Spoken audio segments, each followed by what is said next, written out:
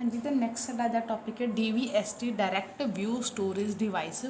तो CRT ਦੇ ਵਿੱਚ ਕੀ ਸੀਗਾ ਕਿ ਅਸੀਂ ਇਲੈਕਟ੍ਰੋਨ ਗਨ ਜਿਹੜੀ ਸੀ ਸਾਡੀ ਉਹ ਫਾਇਰ ਹੁੰਦੀ ਸੀ ਸਕਰੀਨ ਤੇ ਫਾਸਫੋਰਸ ਕੋਟਡ ਸਕਰੀਨ ਜਿਹੜੀ ਐਮਿਟ ਹੋਣੀ ਸ਼ੁਰੂ ਹੋ ਜਾਂਦੀ ਸੀ।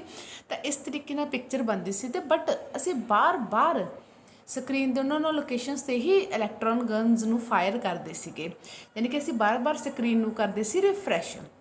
ਤਾਂ ਰਿਫਰੈਸ਼ ਦੀ ਪ੍ਰੋਬਲਮ ਘਟਾਉਣ ਦੇ ਲਈ ਕਿ ਬਾਰ-ਬਾਰ ਸਕਰੀਨ ਨੂੰ ਰਿਫਰੈਸ਼ ਨਾ ਕਰਨਾ ਪਵੇ, ਫਲਿੱਕਰ ਦੀ ਪ੍ਰੋਬਲਮ ਨਾ ਆਵੇ, ਇਸ ਕਰਕੇ DVST ਬਣਾਏਗੀ ਡਾਇਰੈਕਟ ਵਿਊ ਸਟੋਰੇਜ ਟਿਊਬ। ਇਹ ਦੇਖਣ ਦੇ ਵਿੱਚ CRT ਦੀ ਤਰ੍ਹਾਂ ਹੀ ਹੈ, ਇਸ ਦੇ ਵਿੱਚ ਵੀ ਇਲੈਕਟ੍ਰੋਨ ਗਨ ਯੂਜ਼ ਹੋਊਗੀ ਜਿਸ ਨਾਲ ਅਸੀਂ ਪਿਕਚਰ ਡਰਾ ਕਰਾਂਗੇ, ਉੱਦਾਂ ਹੀ ਫਾਸਫੋਰਸ ਕੋਟਡ ਸਕਰੀਨ ਵੀ ਯੂਜ਼ ਹੋਊਗੀ। ਬਟ ਇਸ ਦਾ ਮੇਨ ਹੈ ਕਿ ਇਸ ਨੂੰ ਇਹਦੇ ਵਿੱਚ ਰਿਫਰੈਸ਼ ਬਫਰ ਮਤਲਬ ਜਾਂ ਫਰੇਮ ਬਫਰ ਕਹਿ ਲਓ, ਉਹਨੂੰ ਯੂਜ਼ ਨਹੀਂ ਕੀਤਾ ਜਾਂਦਾ। ਤੁਹਾਨੂੰ ਸਕਰੀਨ ਨੂੰ ਰਿਫਰੈਸ਼ ਕਰਨ ਦੀ ਲੋੜ ਨਹੀਂ ਹੈ। ਜਿਹੜੀ ਪਿਕਚਰ ਦੀ ਡੈਫੀਨੇਸ਼ਨ ਉਹ ਰਿਫਰੈਸ਼ ਬਫਰ ਤੇ ਫਰੇਮ ਬਫਰ ਦਾ ਕੰਮ ਕੀ ਸੀਗਾ, ਇਸ ਦੇ ਵਿੱਚ ਸਾਡੀ ਪਿਕਚਰ ਦੀ ਡੈਫੀਨੇਸ਼ਨ ਹੁੰਦੀ ਸੀਗੀ ਕਿ ਕਿੱਦਾਂ ਪਿਕਚਰ ਡਰਾ ਕਰਨੀ ਹੈ, ਕਿਸ ਪਿਕਸਲ ਤੇ ਕਿੰਨੀ ਇੰਟੈਂਸਿਟੀ ਚਾਹੀਦੀ ਹੈ, ਕਿਹੜੇ ਕਿਹੜੇ ਪਿਕਸਲ ਤੇ ਡਰਾ ਹੋ ਰਹੀ ਹੈ, ਮਤਲਬ ਸਾਰੀ ਪਿਕਚਰ ਦੀ ਡਿਟੇਲ ਹੁੰਦੀ ਸੀ। ਬਟ ਉਹ ਡਿਟੇਲ ਜਿਹੜੀ ਹੈਗੀ ਹੈ ਇਸ ਦੇ ਵਿੱਚ ਇੱਕ ਸਪੈਸ਼ਲ ਜਗ੍ਹਾ ਹੀ ਸਟੋਰ ਕੀਤੀ ਜਾਂਦੀ ਹੈਗੀ DVST ਦੇ ਵਿੱਚ। ਤਾਂ ਉਹ ਜਿਹੜੀ ਸਪੈਸ਼ਲ ਇੱਕ ਤਰ੍ਹਾਂ ਦੀ ਮੈਂ ਤੁਹਾਨੂੰ ਕਹਿ ਰਹੀ ਲੋਕੇਸ਼ਨ ਹੁੰਦੀ ਹੈ ਸਟੋਰੇਜ ਟਾਈਪ CRT। ਤੁਹਾਡੀ ਇੱਕ ਇੱਥੇ ਸਟੋਰੇਜ ਮੈਸ਼ ਹੋਊਗੀ ਜਿਸ ਦੇ ਵਿੱਚ ਤੁਹਾਡੀ ਪਿਕਚਰ ਦੀ ਡੈਫੀਨੇਸ਼ਨ ਸਟੋਰ ਹੋ, ਇਸੇ ਕਰਕੇ ਹੀ ਅਸੀਂ ਇਸ ਨੂੰ ਸਟੋਰੇਜ ਟਾਈਪ CRT ਵੀ ਬੋਲਦੇ ਹਾਂ। ਤਾਂ ਮੇਨ DVST ਦੀ ਜੇ ਮੈਂ ਗੱਲ ਕਰਾਂ ਕੁਝ ਦੇਖਣ 'ਚ ਸੇਮ ਐਜ਼ ਅ CRT ਹੀ ਲੱਗ ਰਿਹਾ, ਬਟ ਇਸ ਦੇ ਵਿੱਚ ਮੇਨ ਹੈ ਇਸਦੀ ਸਟੋਰੇਜ ਮੈਸ਼ ਜਿਸ ਦੇ ਵਿੱਚ ਪਿਕਚਰ ਦੀ ਡੈਫੀਨੇਸ਼ਨ ਸਟੋਰ ਹੈ ਜਿੱਥੇ ਅਸੀਂ ਪਿਕਚਰ ਡਰਾ ਕਰਨੀ ਹੈ। ਕਲੀਅਰ।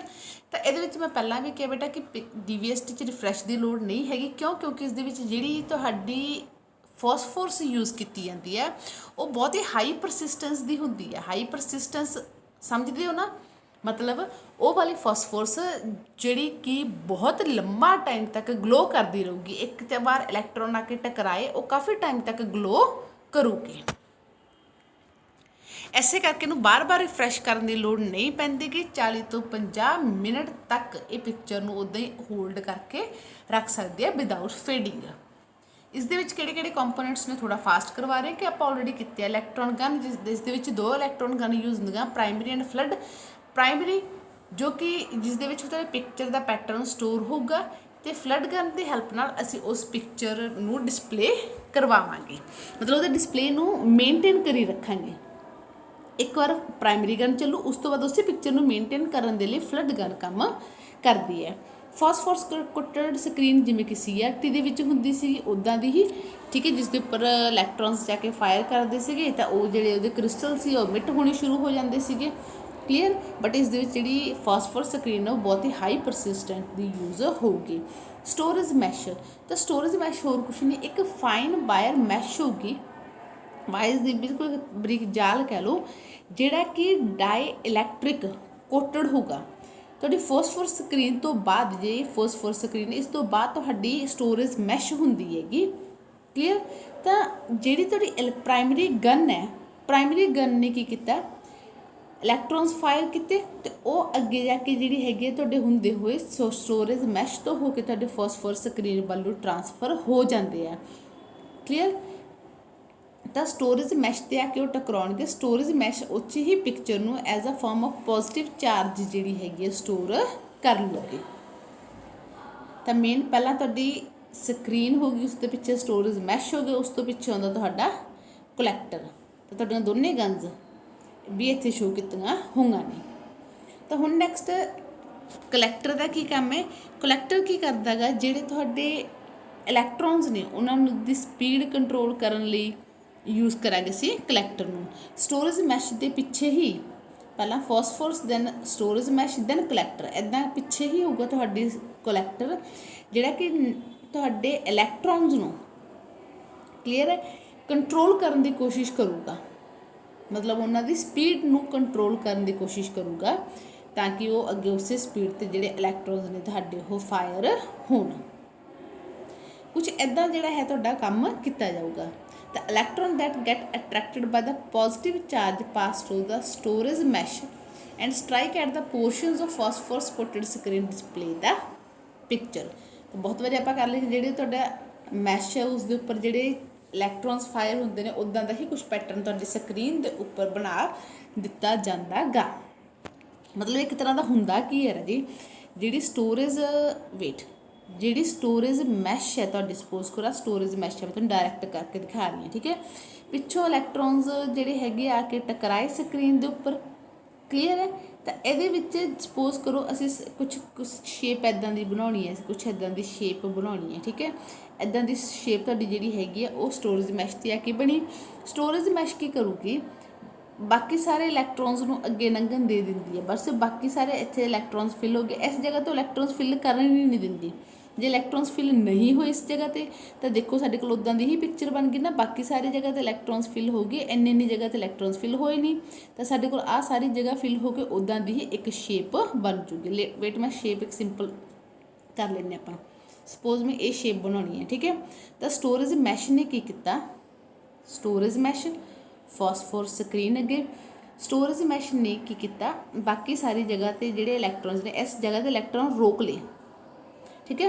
ਇਸ ਇੰਨੀ ਕੁ ਜਗ੍ਹਾ 'ਤੇ ਰੋਕੇ ਸੀ, ਬਾਕੀ ਸਾਰੇ ਇੱਥੇ ਆ ਕੇ ਟਕਰਾਏ ਸਕਰੀਨ 'ਤੇ, ਤਾਂ ਕੁਛ ਸਕਰੀਨ ਤੁਹਾਡੀ ਇੱਦਾਂ ਦੀ ਕਹਿ ਲਓ ਇੱਕ ਤਰ੍ਹਾਂ ਦੀ ਕਵਰਿੰਗ ਹੋ ਗਈ। ਇੱਕ ਨੈਗੇਟਿਵ ਯਾਦ ਹੈ ਤੁਹਾਡੇ ਫੋਟੋ ਦਾ, ਆਪਾਂ ਨੈਗੇਟਿਵ ਬਣਾਉਂਦੇ ਹੁੰਦੇ ਸੀ ਜਦੋਂ ਕੈਮਰੇ ਨਾਲ ਪਿਕਚਰ ਕਲਿੱਕ ਕਰਦੇ ਸੀ, ਉਹ ਵੀ ਕੁਛ ਇੱਦਾਂ ਦੀ ਹੀ ਇੱਕ ਚੀਜ਼ ਹੁੰਦੀ ਸੀਗੀ। ਇੱਦਾਂ ਬਾਕੀ ਸਾਰੀ ਜਗ੍ਹਾ ਤੁਹਾਡੇ ਇਲੈਕਟ੍ਰੋਨਸ ਹੋ ਜਾਣਗੇ। ਆਹ ਜਿਹੜੀ ਲੋਕੇਸ਼ਨ ਰਹਿ ਗਈ ਤਾਂ ਬਣ ਗਈ ਉਹ ਪਿਕਚਰ ਤੁਹਾਡੀ ਸਕਰੀਨ 'ਤੇ। ਇਸ ਤਰੀਕੇ ਨਾਲ ਕੰਮ ਕੀਤਾ ਜਾਂਦਾ ਤੁਹਾਡਾ ਫਸਟ ਇਹਦੇ ਵਿੱਚ DVST ਦੇ ਵਿੱਚ। ਨੈਕਸਟ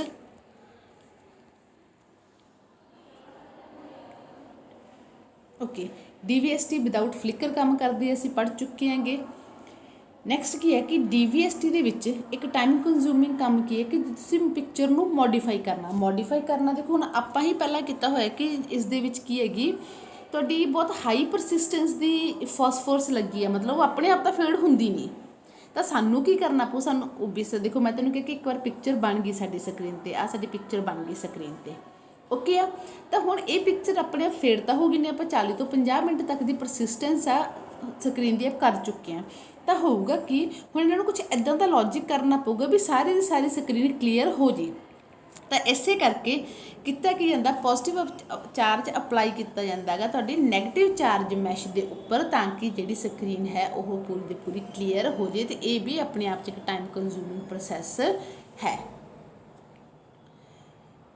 ਸਟੋਰੇਜ ਟਿਊਬ ਦੀ ਜਿਹੜੀ ਹੈਗੀ ਇਸ ਦੇ ਵਿੱਚ ਇੱਕ ਚੀਜ਼ ਹੋਰ ਕਰਾਂਗੇ ਅੱਗੇ ਬੇਟਾ ਆਪਾਂ, ਡਿਸਐਡਵਾਂਟੇਜ ਦੇ ਥਰੂ ਹੀ ਮੈਂ ਕਰਵਾ ਦਿੰਦੀ ਹਾਂ। ਐਡਵਾਂਟੇਜ ਡਿਸਐਡਵਾਂਟੇਜ ਕੀ ਹੈ ਕਿ ਇੱਕ ਤਾਂ ਇਹ ਕਿ ਇਹਦੇ ਵਿੱਚ ਰਿਫਰੈਸ਼ਿੰਗ ਦੀ ਲੋੜ ਨਹੀਂ ਪੈਂਦੀ ਗੀ, ਠੀਕ ਹੈ।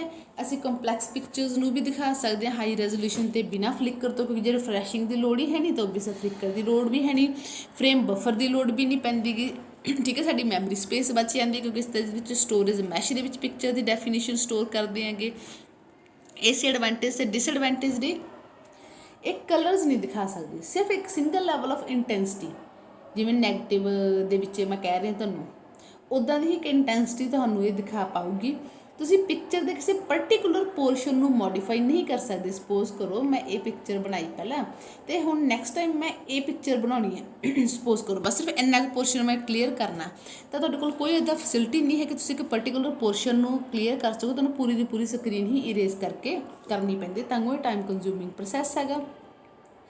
ਨੈਕਸਟ, ਜਦੋਂ ਤੁਸੀਂ ਜਿਹੜਾ ਪੋਜ਼ੀਟਿਵ ਚਾਰਜ ਆਪਾਂ ਅਪਲਾਈ ਕਰਕੇ ਦੁਬਾਰੇ ਪਿਕਚਰ ਪੂਰੀ ਦੀ ਪੂਰੀ ਸਕਰੀਨ ਤੋਂ ਪਿਕਚਰ ਇਰੇਜ਼ ਕਰਨ ਦੀ ਕੋਸ਼ਿਸ਼ ਕਰਦੇ ਆ ਨਾ, ਤਾਂ ਜਸਟ ਉਸ ਇੱਕ ਸਕਰੀਨ ਦੀ ਜਿਹੜੀ ਫਲੈਸ਼ ਜੀ ਪੈਂਦੀ ਹੈ, ਜਿਹੜੀ ਕਿ ਬਹੁਤੀ ਵਧੀਆ ਨਹੀਂ ਲੱਗਦੀ ਗੀ ਦੇਖਣ ਦੇ ਵਿੱਚ।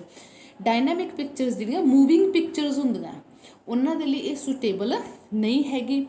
ਲੋ ਕੰਟਰਾਸਟ ਵਗੈਰਾ ਦੀ ਪ੍ਰੋਬਲਮ ਤੁਹਾਨੂੰ ਆ ਸਕਦੀ ਹੈਗੀ, ਠੀਕ ਹੈ। ਅਤੇ ਜਿਹੜੀ ਕੁਆਲਿਟੀ ਹੈਗੀ ਉਹ ਵੀ ਹੌਲੀ ਹੌਲੀ ਜਿਹੜੀ ਇਹਦੀ ਹੈਗੀ ਡਾਊਨ ਹੋਣੀ ਸ਼ੁਰੂ ਹੋ ਜਾਂਦੀ ਹੈਗੀ। ਇਹ ਸੀ ਤੁਹਾਡਾ ਟੌਪਿਕ DVST। ਮੇਨ ਪੁਆਇੰਟਸ ਦੀ ਗੱਲ ਕਰੀਏ ਰਾਜੇ, ਜੇ ਇਸ DVST ਦੇ ਵਿੱਚ ਤਾਂ ਕੀ ਨੇ ਤੁਹਾਡੇ, ਫਸਟ ਕਿ ਇਸ ਦੇ ਵਿੱਚ 2 ਗਨਸ ਹੁੰਦੀਆਂ ਨੇ, ਪ੍ਰਾਇਮਰੀ ਅਤੇ ਫਲੱਡ ਗਨ, ਦੋਨਾਂ ਬਾਰੇ ਲਿਖੋਗੇ, ਕਿੱਦਾਂ ਇਸ ਦੇ ਵਿੱਚ ਕੰਮ ਕੀਤਾ ਜਾਂਦਾ ਗਾ। ਦੈਨ ਮੇਨ ਇਸ ਦੇ ਵਿੱਚ ਸਟੋਰੇਜ ਮੈਸ਼ ਹੁੰਦੀ ਹੈ, ਉਸ ਦਾ ਕੰਮ ਮੈਂਸ਼ਨ ਕਰੋਗੇ।